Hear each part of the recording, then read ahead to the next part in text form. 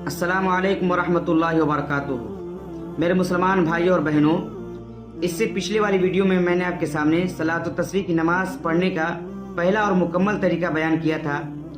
आज की इस वीडियो में इंशाअल्लाह ताला सलात व तस्बीह की नमाज पढ़ने का दूसरा तरीका बयान करूंगा।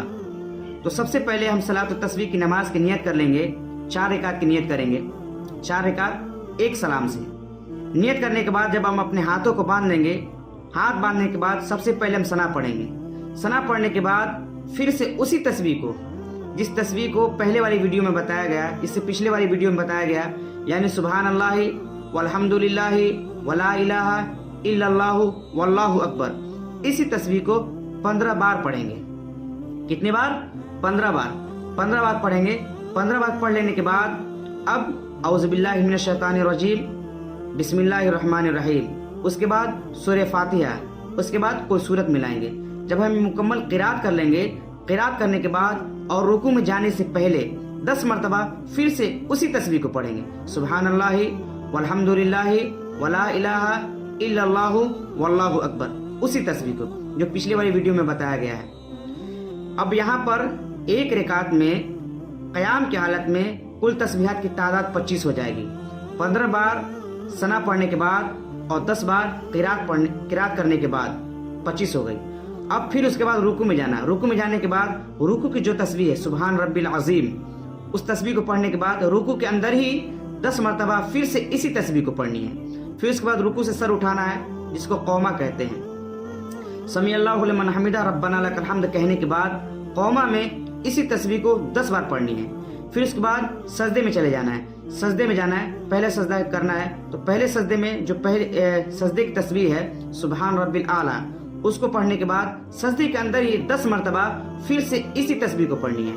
फिर उसके बाद पहले सजदे से सर उठाकर बैठ जाना है, जिसको जलसा कहते हैं। यहाँ पर भी 10 मरतबा उसी तस्बीह को पढ़नी है। फिर उसके बाद दूसरे सजदे में चले जाना है। दूसरे सजदे में भी 10 मरतबा उसी तस्बीह को पढ़नी है। लेकिन इससे पिछले वाली वीडियो में बताया गया था कि दूसरे सजदे से सर उठाकर बैठ जाना है और फिर से उसी तस्बीह को पढ़ना है।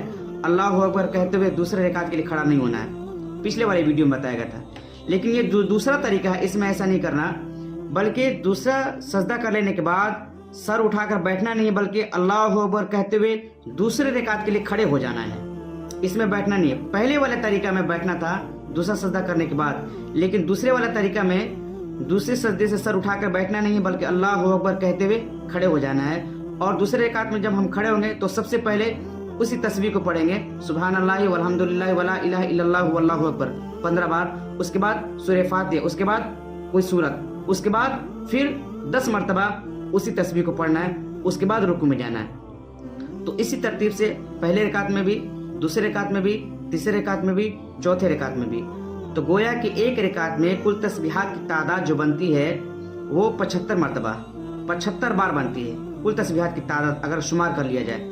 और अगर चारों रकात को शुमार कर लिया जाए, चारों रकात को काउंट कर लिया जाए, तो 4 रकातों में कुल तस्बीहात की तादाद 300 मरतबा बन जाती है। तो ये ख्याल रहे कि पहले रकात में कुल तस्बीहात की तादाद 75 मरतबा हो जाए, दूसरे रकात में फिर 75 मरतबा, तीसरे रकात में फिर 75 मरतबा और चौथे रकात में फिर 75 मरतबा।